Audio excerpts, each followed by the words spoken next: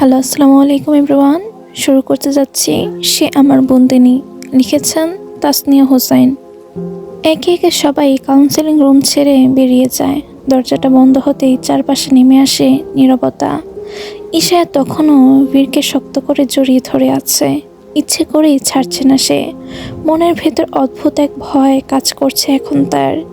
এই লোকটা যদি এখন তাকে বকে, সে তো চলে এসেছে, কিন্তু এখন এখন সে কি করবে?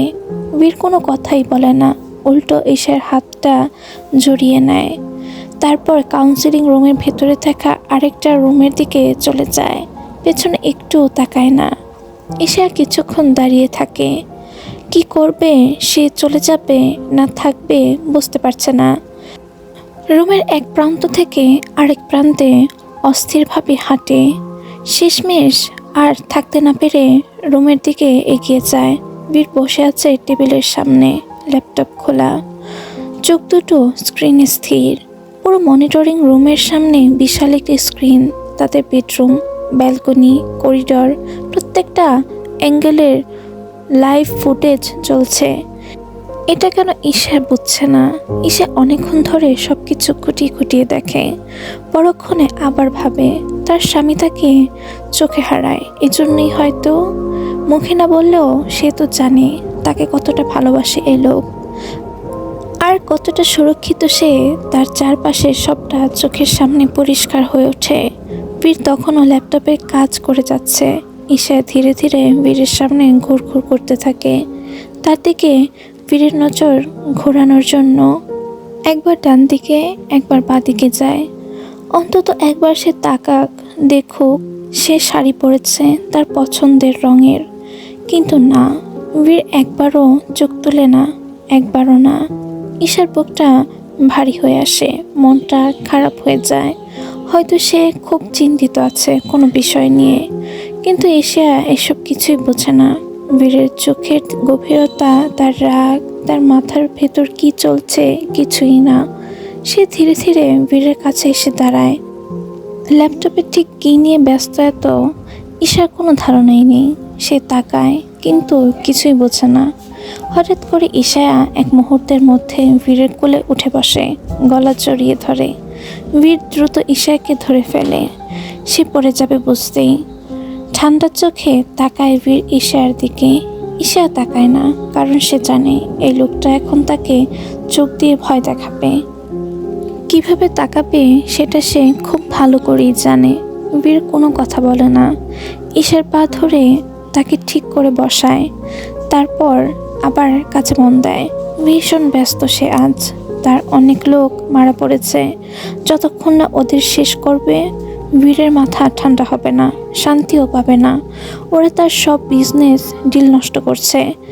বীরের প্রতিটা মুভ, প্রতিটা রুট, সব ইনফরমেশন চলে যাচ্ছে শত্রুপক্ষের হাতে। এখন শেষ মুহূর্তে সব কিছু চেঞ্জ করতে হবে। এটা তার জীবনের সবচেয়ে বড় ডিলগুলোর একটা। নতুন অস্ত্র, সব ডিলের কাছে সময় মতো পৌঁছাতে হবে। এই কাজে ডুবে আছে বীর। বীরকে আবার কাজে মন দিতে দেখে ঈশা মাথা তোলে, তাকিয়ে থাকে তার দিকে এক দৃষ্টিতে। পলক পড়ে না ঈশার। খুঁটিয়ে খুঁটিয়ে দেখে বীরকে। এই দেখার স্বাদ যেন তার জীবনে কোনো দিনও ফুরাবে না। ঈশার এমন আচরণে বীর অভ্যস্ত। 3 মাসে সে এমন হাজারটা দৃশ্য দেখেছে। হঠাৎ ঈশার চোখ পড়ে বীরের গলার কাছে থাকা ওয়ান টাইম ব্যান্ডেজে। সে নিজেই খুলে নেয় সেটা। লাল হয়ে থাকা জায়গাটায় আঙুল বুলাতে থাকে ঈশা, ধীরে, অদ্ভুত মায়ায়। বীর সব সময় ঈশার সারা শরীর লাল করে ফেলে কামড়ে। ঈশা অভিযোগ করলে বীর শুধু বলে, এটা ভালোবাসা। তাহলে সে কি কম ভালোবাসে নাকি তার বরকে? না, সে তো আরও বেশি ভালোবাসে। তাই সে আরও জোরে কামড় দিবে, একেবারে দাগ করে ছাড়বে। তার ভালোবাসাই বেশি। এই লোক তো বাইরে গেলেই তাকে ভুলে যায়, আর কাছে আসলেই মুখ বাঁকায় ঈশা। ঈশা বারবার এমন করার কারণে বীরের মনোযোগে ব্যাঘাত ঘটে। সে গভীর গলায় বলে ওঠে, কাজ করছি আমি, ডিস্টার্ব করো না, না হলে এখান থেকে বের করে দেব। ঈশা মুখ বাঁকায়, থামে না। বীর কেন এভাবে ঢেকে রেখেছে জায়গাটা? সে বুঝতে পারে না বাইরের মানুষকে কি বোঝাতে চায়, সে কি সিঙ্গেল। ঈশার রাগ লাগে বীরের এমন কাছে, তারপর লাল হয়ে থাকা জায়গাটায় চুমু খায়। একবার, দুইবার, তিনবার।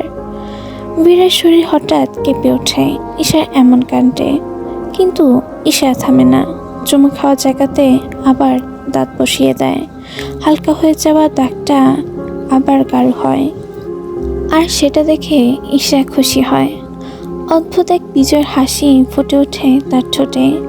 বীর হঠাৎ শক্ত গলায় বলে ওঠে, ঈশা, আমাকে কাজ করতে দাও, আমি ধরলে এখন ছাড়বো না। মাথা এমনিতেই চড়ে আছে আমার। তার কণ্ঠে চাপা রাগ, জমে থাকা আগুন। সবসময় তুই আমাকে উস্কাস, আর তারপর নিজে কান্নাকাটি জড়িয়ে দিস। আজ আমাকে বিকরাবি, পরে কিন্তু মরে গেলেও ছাড়বো না, মনে রাখিস। বীরের এই হুমকিতে ঈশা সত্যি দমে যায়। এই লোকটার সব কিছুই ভয়ঙ্কর। হ্যাঁ, এটা ঠিক যে এই লোককে ছাড়া সে থাকতে পারে না। এতটুকু দূরে গেলেই পাগল হয়ে যায়। কিন্তু তার থেকেও বড় সত্য, এই লোকটাকে সামলানোর ক্ষমতা তার নেই। বীর ঘনিষ্ঠ মুহূর্তেই কতটা ডেসপারেট হয়ে ওঠে ঈশা সেটা খুব ভালো করেই জানে। সে বাধা দিতে গেলে এই অসভ্য লোকটা উল্টো তার হাত বেঁধে দিতেও পিছপা হয় না। বীরের হুমকিতে কাজ হয়। ঈশা দমে যায়, আর কোনো কথা বলে না, কোনো দুষ্টামি না। চুপচাপ গুটিয়ে বসে থাকে বীরের কোলে, বুকে মাথা গুজে একটা ভীত অজ্ঞাবহ বিড়ালের মতো। কিন্তু এই চুপচাপ থাকা ঈশার স্বভাবের বিরুদ্ধে। সে যতই ভয় পাক, তার ভেতরে অস্থিরতা চুপ করে বসে থাকতে জানে না। মিনিট 10 সে শান্ত থাকে, বীরের বুকের সাথে মাথা ঠেকিয়ে বসে থাকে নিঃশব্দে। তারপর ধীরে ধীরে আবার শুরু হয় ঈশার ছটফট। পা নড়াচড়া, আঙুলের আকরণ নড়াচড়া, চোখে আবার সেই কৌতূহল, সেই দুষ্টুমি। বীরের একটু আগে কথার করা হুমকি কিছুই তার মাথায় নেই। ঈশা তো ঈশাই, ভয় পায় কিন্তু বেশিক্ষণ না। বীর নিজেকে শক্ত করে কাজ করে যাচ্ছে। এই ডিলটা ভীষণ গুরুত্বপূর্ণ। একটা ভুল মানে অনেক কোটি টাকার লস। তবু ঈশা এই একটা মানুষ, তার সব হিসাব এলোমেলো করে দেয়। এই মেয়েটা বরাবরই তাকে দিশেহারা করে তোলে, আজও তার ব্যতিক্রম নয়। স্ক্রিনে অক্ষরগুলো ধীরে ধীরে ঝাপসা হয়ে আসে। বীর 10 মিনিট নীরব থাকে, আবারও কাঁচা মন দেয়, কিন্তু পারে না। শুরু হয় এই অদ্ভুত ছটফটানি। জল শক্ত করে বীর, নিঃশ্বাস ভারী হয়ে ওঠে তার। সে আর তাকায় না স্ক্রিনে। বীর ল্যাপটপের ঢাকনা নামিয়ে দেয়, ফোনটা তুলে নেয়, নিকের নাম্বারে কল করে। লোকেশন আমি চেঞ্জ করে দিয়েছি, ডিলারের সাথেও কথা হয়েছে, বাকি যা আছে দেখে নিও। আর এটা যেন বাইরে কোথাও লিক না হয়। এখন কাউকে জানানোর প্রয়োজন নেই। বীরের কণ্ঠ ঠান্ডা। এসে বীরের সব কথা শুনে বীরের কাজ শেষ হতে দেখে সে কোল থেকে নামতে চায়। ঠিক তখনই বীর শক্ত হাতে ঈশার কোমর চেপে ধরে। পালানোর সুযোগ নেই। নিকোর সাথে কথা শেষ করে ফোন রাখে বীর। তারপর ঠান্ডা চোখে ঈশার দিকে তাকায়। বলেছিলাম না? বলতে বলতে বীর ঈশার ঠোঁট জোড়া আঁকড়ে ধরে গভীরভাবে। তীর তীর করে কেঁপে ওঠে ঈশা। বীরের হাতের চাপ জোরালো হয়ে ওঠে। ঈশা গোঙায়, বীর ছাড়ে না। দাঁত বসে যায় ঈশার নরম ওষ্ঠে। এতক্ষণ রাগ, জেদ, দমন করার অস্থিরতা সবকিছু যেন এখন বের হয়ে আসছে ঈশার মাঝে। ঈশার দম বন্ধ হয়ে আসে দেখে বীর ছাড়ে। ঈশার চোখে ভয়, কিন্তু তার থেকেও বেশি আছে টান। এই লোকটার দিকে তাকিয়ে সে বরাবরই নিজের ক্ষতি ডেকে আনে, সে জানে। তবুও থামাতে পারে না নিজেকে। বীর হাত বাড়ায়, ঈশার চিবুকের নিচে আঙুল রাখে। ঈশার শ্বাস কেঁপে ওঠে। সে চোখ নামিয়ে নেয়। এই মানুষটা কতটা ভয়ঙ্কর উঠতে পারে সে খুব ভালো করেই জানে। বীর ঈশার কপালে তার কপাল ঠেকায়। নিঃশ্বাসে নিঃশ্বাস মিশে যায়। কথা নেই, শুধু ভারী অনুভূতির চাপ। আমাকে পাগল করিস, বীর ফিসফিস করে বলে। তারপর ভয় পাস। ঈশা চোখ বন্ধ করে নেয়, তার হাত বীরের শার্টের মুঠো চেপে ধরে। বীর আর এক সেকেন্ডও নিজেকে ধরে রাখতে পারে না। এক হাতে টেবিলে থাকা সব জিনিসপত্র অস্থিরভাবে সরিয়ে ফেলে। তারপর ঈশাকে কোলে নিয়ে উঠে দাঁড়ায়। ঈশাকে টেবিলের উপর সরিয়ে বীর এগিয়ে যায় সামনে। অফিস রুমের দরজা বন্ধ করতে করতে ঈশা হকচকিয়ে বলে ওঠে, দেখুন। বীর থামে না। ওয়েট করো, দেখছি। ঈশা টেবিল থেকে নেমে যায়, নিজের কপাল চাপড়াতে থাকে। কেন মরতে এসেছে সে এখানে? এই লোকটার হাত থেকে এখন কোথায় পালাবে সে? ঈশা নিচু স্বরে বলে ওঠে, এটা আমাদের রুম না। বীর ঠোঁটের কোণে হালকা বাঁকা হাসি ফুটে ওঠে। কোট খুলে সে কণ্ঠে সেই চেনা হেয়ালি, সো হোয়াট? ঈশার বুকের ভেতরটা কেঁপে ওঠে। অসহায় কণ্ঠে আবার ডাকে, বীর। কি বলো? এরকম করবে না, এখানে না। কণ্ঠটা আরো ছোট হয়ে আসে। কি করব না? বীরের সোজা জবাব। আগে মনে ছিল না? কথাটা শেষ হতেই ঈশা মুখ ছোট করে ফেলে। তার কিছুই মনে থাকে না। এই লোককে ছাড়া সে কিছুই বোঝে না। শুধু বীরের উপস্থিতিটাই চায় সে, এটাই তাকে শান্তি দেয়। বীর এগিয়ে এসে ঈশার কোমর জড়িয়ে ধরে, আধুর স্পর্শে। ঈশা অসহায় কণ্ঠে বলে, আর আপনাকে জ্বালাবো না, একদম ভালো হয়ে যাব, সত্যি। বীর ঈশার কপালে চুমু খায়, তারপর নিচু গলায় বলে, এখানে কেন এসেছ? আর যেন দেখি না। যেখানে আমি তোমাকে দুনিয়ার সবার কাছ থেকে আড়ালে রাখি, সেখানে তুমি অন্য পুরুষের সামনে কেন এলে? কথার শেষে ঠোঁটের তিলে চুমু খায় বীর। আজকে শেষ, তারপর যেন এরকম কিছু না দেখি। ঈশার মাথা নাড়িয়ে হ্যাঁ বোঝায়। কথা বলার শক্তি তার নেই। বীর বুকে জড়িয়ে নেয় তাকে। দুজনের নিঃশ্বাসের গভীরতা বাড়ে। বীর আবার ঈশার ঠোঁটে ঝুঁকে পড়ে। ঈশা নিজে বীরের গলা জড়িয়ে ধরে। সে নিজেকে সামলাতে পারছে না। বীরের হাত পৌঁছায় তার উন্মুক্ত অবয়বে। বীর ঠোঁট থেকে গলায় নেমে আসে, অস্থির হয়ে ওঠে। ঈশার ঠোঁটে ঠোঁট রেখে পিছিয়ে যায়।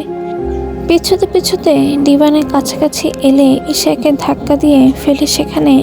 তারপর দুজন হারিয়ে যায় একে অপরের মাঝে, শব্দহীন, তীব্র, দম বন্ধ করা এক আবেশে। ঈশা হঠাৎ এমন অজ্ঞান হয়ে যাওয়ার কারণ বীর বুঝতে পারছে না। এই প্রথম তো নয়, বহুবার হয়েছে এমন। বীরের হাজার উগ্র আচরণ সহ্য করে নেয় ঈশা। তাহলে আজ কি হলো? অদ্ভুতভাবে বুকের ভেতর কেমন যেন একটা করছে বীরের। ভয় পাচ্ছে সে। মাফিয়া জীবনে আসার পর কখনো নিজের জন্য ভয় করেনি সে, প্রাণেরও তোয়াক্কা করেনি। কিন্তু এখন ঈশাকে নিয়ে ছোট থেকে ছোট বিষয়ে ও ঘাবড়ে যায় বীর। ডাক্তার এনা ঈশাকে দেখে পরীর মতো মুখটা নিস্তেজ হয়ে যায়। বীর একদম পাশে দাঁড়িয়ে চোখ সরাচ্ছে না এক মুহূর্তের জন্য। চেক আপ শেষ হতেই এনা বলে, দুর্বলতার কারণে এরকম হয়েছে। শরীরে একটা স্যালাইন দিলে ভালো হবে, আর খাওয়া দাওয়ার দিকে একটু নজর রাখবে। ইঞ্জেকশনের কথা উঠলে ডক্টর এনা দ্বিধা করে বলে ওঠে, স্যার, এটা তো আরও 1 মাস পরে দিলেও হতো। বীরের চোখের দৃষ্টি একটু নড়ল না, কণ্ঠ শান্ত, ভয়ঙ্করভাবে স্থির। I don't want to take any risk, and I don't want her to remember anything. Give it today. ঘরটা মুহূর্তে আরও ভারী হয়ে ওঠে। এক কোণে দাঁড়িয়ে থাকা এলিসা মনে মনে হেসে ওঠে। সে তো জানে এই ইঞ্জেকশনে কিছু হবে না। আর মাত্র 1 মাস, তারপর ধীরে ধীরে সব সামনে আসবে। বীরের গড়া এই মিথ্যের সাম্রাজ্য ফাটল ধরবে, ধস নামবে একদিন নিশ্চয়ই। ডক্টর এনা আর কিছু বলার সাহস পায় না। না চাইতেও তাকে ইঞ্জেকশনটা দিতে হয়। সে বাধ্য। ঈশার দিকে তাকিয়ে বুকটা মোচড় দিয়ে ওঠে তার।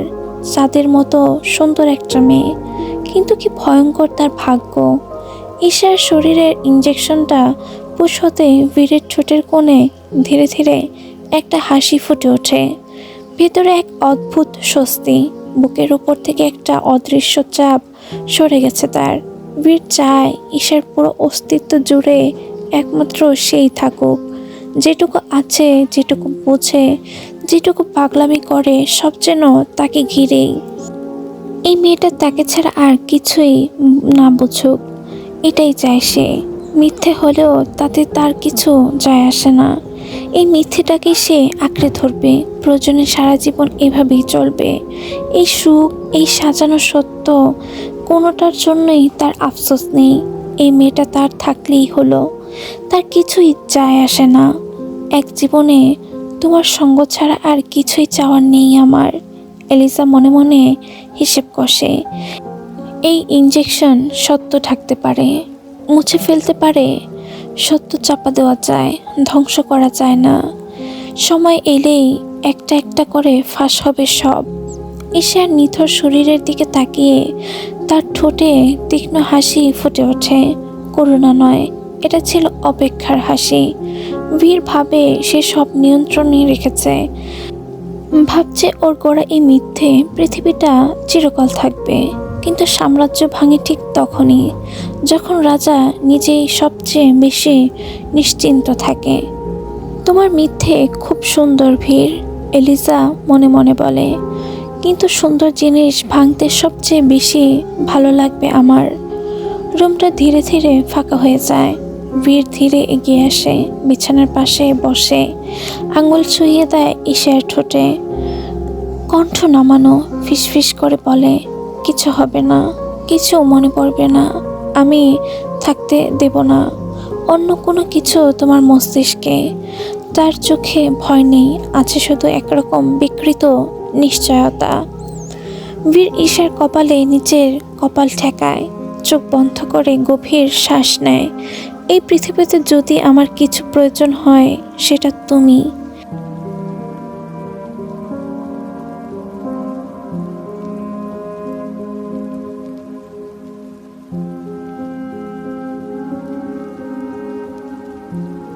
আর এই কাজটা সে নিজের হাতেই করতে চায়। বীর বেরিয়ে যায়। মধ্যরাতে মেক্সিকো ঘুমিয়ে থাকে না। অন্ধকার রাস্তা, নিঃশব্দ গলি, আর দূরে দূরে জ্বলে থাকা স্ট্রিট লাইট, সব কিছুই তার পরিচিত। গাড়ির স্টিয়ারিং শক্ত হাতে ঘুরিয়ে রওনা দেয় গন্তব্যে। চোখে কোনো দ্বিধা নেই, শুধু শীতল সিদ্ধান্ত। সময় গড়াতে থাকে, গলির শব্দ, রক্ত, নিঃশ্বাসের ভার সব পিছনে ফেলে আজ শেষ করে ফিরতে ফিরতে বেলা গড়িয়ে যায়। ভোর হওয়ার পথে প্যালেসের বিশাল গেট পেরিয়ে বীরের গাড়ি ঢোকে। এদিকে এলিজা তখন আয়ুষকে প্যালেসের ম্যাপ আর কিছু ইনফরমেশন দেওয়ার জন্য বের হওয়ার রাস্তা খুঁজছিল।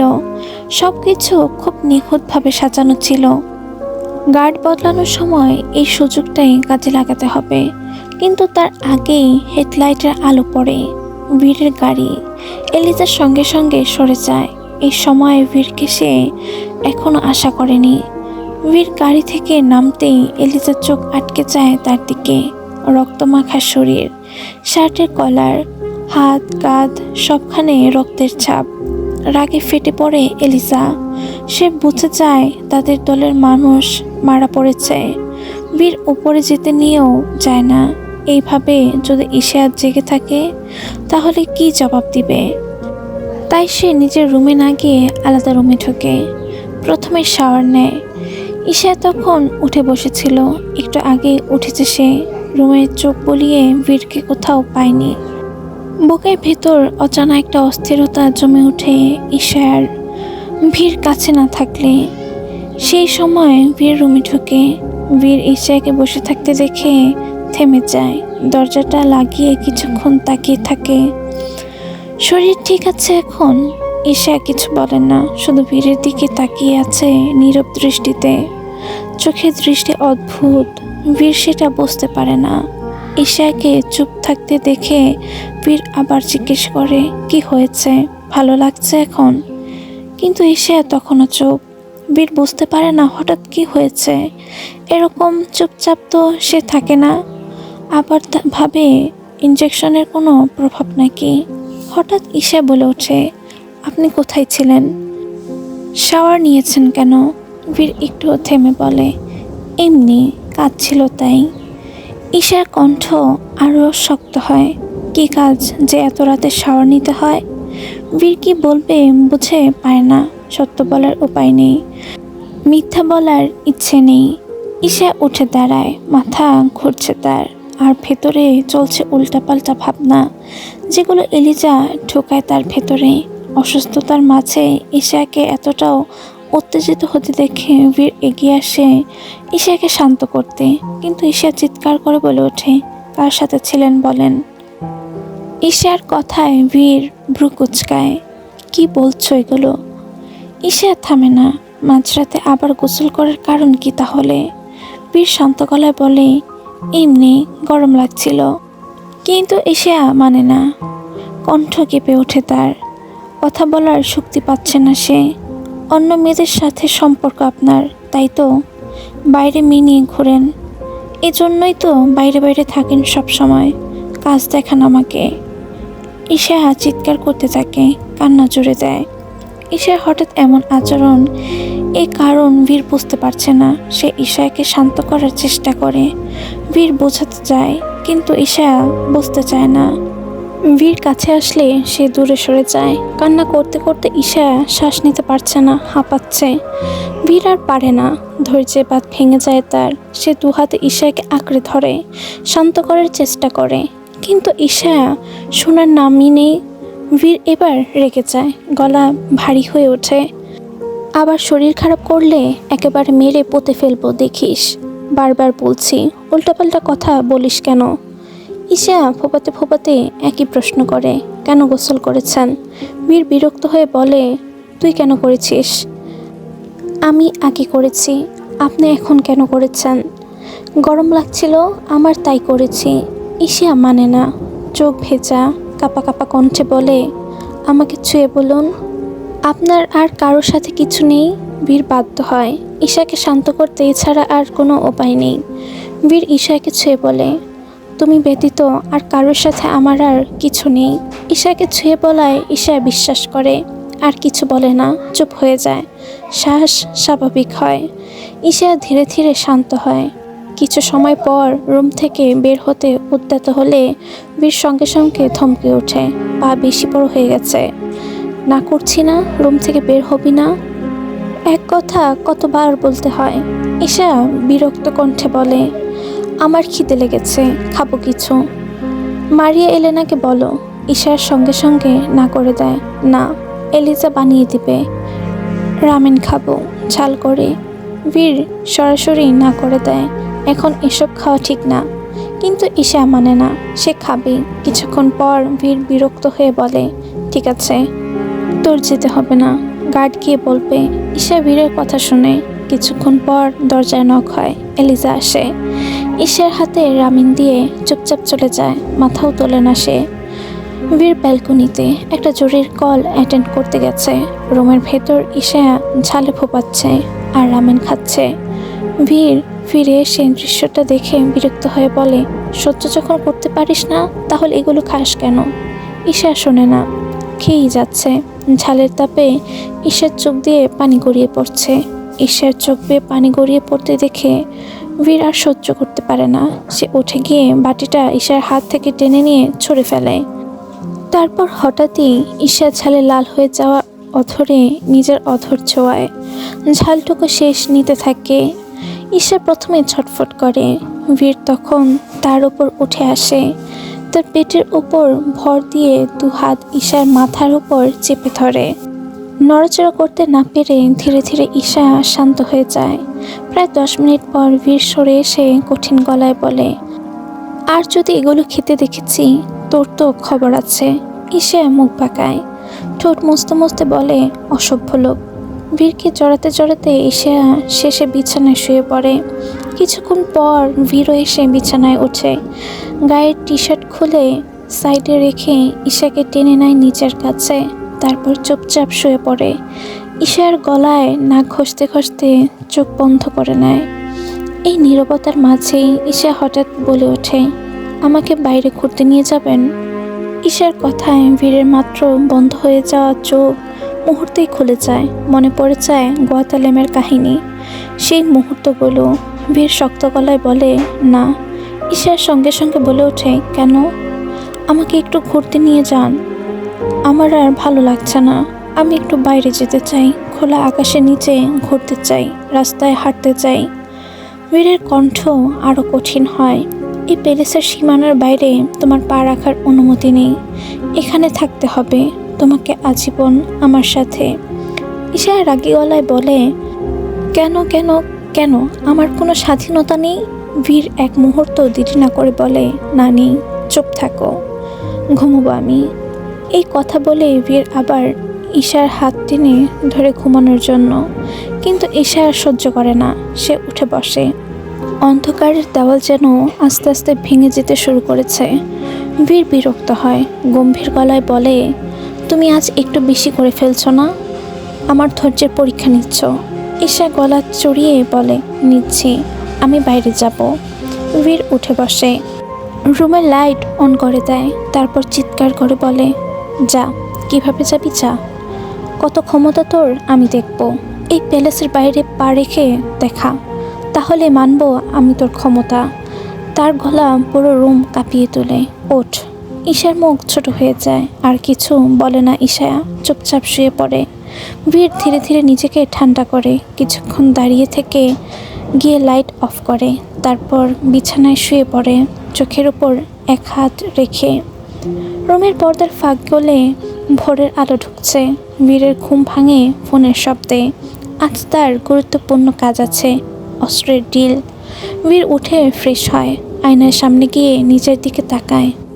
উজ্জ্বল শ্যামবর্ণ চেহারা, চোয়ালের রেখা শক্ত স্পষ্ট, ঘাড় সমান করে কাটা চুলগুলো ঠিক করে, চাপদাড়ি যেটা তার মুখে এক ধরনের নিষ্ঠুর পরিণত সৌন্দর্য এনে দিয়েছে। বীর কালো শার্ট, আধ গ্রে কালারের স্যুট পরে, হাতে ঘড়ি, সুইটস, প্লাটিনামের ফ্রেম, কোটি টাকার বেশি দাম, আঙুলে সিঙ্গেল রিং, তার সাম্রাজ্যের প্রতীক, আর একটা তার মায়ের দেওয়া রিং। ঈশা অনেক আগে উঠে পড়ে। বীর কোথাও গেলে সে নিজেই তার সব কিছু গুছিয়ে দেয়, একেবারে হাতের কাছে রাখে। শুরুটা পর্যন্ত সে নিজের হাতে পরিয়ে দেয়। আর কোথায় যাচ্ছে, কেন যাচ্ছে, কখন আসবে, হাজারটা প্রশ্ন তো আছেই। বীর বেরিয়ে যাওয়ার আগ পর্যন্ত সারাক্ষণ তার পিছে পিছে ঘুরঘুর করবে আর এটা ওটা জিজ্ঞেস করবে। কিন্তু আজ ঈশায়া এখনো ঘুমে। বীর রেডি হচ্ছে আর বারবার ঘুরে ঘুরে ঈশাকে দেখছে সে উঠেছে কিনা। আবার তার মাথায় আসে, কাল ইঞ্জেকশন দেওয়া হয়েছে, এর অনেক সাইড ইফেক্ট থাকে, ঘুম বেশি আসে, হয়তো এজন্যই। বীর সব ঠিক করে নেয়। বের হওয়ার সময় ঈশার কাছে যায়, ঝুঁকে ঈশার কপালে আলতো করে চুমু খায়, তার গায়ে আদরে হাত বুলিয়ে দেয়, তারপর নিজের উদ্দেশ্যে বেরিয়ে পড়ে। ডিলের জায়গাটা শহরের বাইরে, পুরনো ইন্ডাস্ট্রিয়াল জোন, চারপাশে ভিড়ের লোক, স্নাইপার পজিশনে, ছায়ের মধ্যে।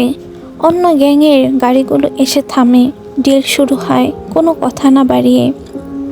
ভিড়ের লোকেরা কন্টেইনার খোলে, ভেতরে আধুনিক অস্ত্র, সব নতুন, সিরিয়াল ক্লিন, সব তাদের হাতে হ্যান্ডওভার করা হয়। অপরপক্ষ যাচাই করে, মাথা নেড়ে সম্মতি জানায়, তারপর কালো কেসের পর কেস খুলে যায়। $280 মিলিয়ন, বাংলাদেশি টাকায় প্রায় 3,000 কোটির কাছাকাছি। ডিয়েগো সব বুঝে নেয়, ডলার গুনে নেওয়া হয়, কাগজের গন্ধে চারপাশ ভারী হয়ে ওঠে। এদিকে বীর বাইরে থাকলেও হাজার ব্যস্ততায়ও ঈশার খবর নেয়। মারিয়া এলেনাকে কয়েকবার ফোন দিলে সে জানায় ঈশা এখনও ওঠেনি। পরে আর ভিড় ব্যস্ত হয়ে যায়। সব কিছু শেষ হওয়ার পর আবার ফোন দিলে মারিয়া এলেনা জানায় ম্যাম উঠেছেন, তাকে ফোন দাও। মারিয়া এলেনা ঈশাকে ফোন দিলে ঈশা বলে, আমার মাথা ব্যথা করছে, এখন কথা বলতে পারবো না। ফোনের ওপাশ থেকে ঈশার সব কথাই বীর শোনে। রাগে তার চোয়াল শক্ত হয়। মারিয়া এলেনা বারবার বললেও ঈশা তার কথা থেকে নড়ে না। এদিকে বীরের প্রথমে রাগ উঠলেও পরে বুঝে ঈশার অভিমান করার পিছনের কারণ কি। তারপর সে ভাবে সেদিনের সেই অনাকাঙ্ক্ষিত মুহূর্ত তার জীবনে আর ফিরে আসতে দিবে না। আর ঈশা তো আগের মতো নেই, এখন পরিস্থিতি পুরোটাই ভিন্ন। আর ওই দিন তো সে ছিল না, এজন্যই এমন হয়েছে। ফির কিছু একটা ভাবে, তারপর নিকোকে ফোন দিয়ে কিছু একটা বলে। এদিকে ঈশার রুমে ভালো লাগছিল না, দেখে নিচে যায় এলিজার কাছে। এলিজার সাথে গল্প করতে তার ভালো লাগে, আর এইখানে সব রোবট কেউ তার সাথে গল্প করে না। ঈশা নিচে গিয়ে এলিজাকে পায় কিচেনে, ওইখানে যায়, তারপর তার সাথে গল্প করে। হঠাৎই ওই মুহূর্তে ঈশার শরীর খারাপ করা শুরু করে। বমি আসতে নিলেই সে দৌড়ে বেসিংয়ের কাছে যায়। ঈশাকে এভাবে হঠাৎ বমি করতে দেখে এলিজার সন্দেহ হয়। সে এগিয়ে যায়, ঈশার কাছে তাকে পানি এগিয়ে দেয়। ঈশা একটু বসে, খারাপ লাগছে তার। ঈশা মারিয়া এলেনাকে ডাকতে বললে এলিজা ঘাবড়ে যায়। সে বলে, ম্যাম, কালকে যে ঝাল খেয়েছেন বেশি রাতে, এজন্যই হয়তো বমি হয়েছে। আপনি চিন্তা করবেন না, এটা কিছু না। আমি আপনাকে এক্ষুনি একটা জিনিস বানিয়ে দিচ্ছি, ঠিক হয়ে যাবে। এলিজার কথায় ঈশাও বলে, হ্যাঁ, কালকে রাতে যে রামেন খেলাম ওটা বেশি ঝাল ছিল। এলিজা ঈশাকে কফি বানিয়ে দেয়, এটা সেটা নিয়ে কথা বলে। এলিজা ঈশার ছোটবেলা, বাবা মা এগুলো নিয়ে অনেক প্রশ্ন করে। প্রতিটা প্রশ্নে ঈশা কেমন চুপ হয়ে যায়। আর এলিজা, সে তো ঈশার মনে শুধু একটা একটা করে প্রশ্ন ঢুকিয়ে দিচ্ছে।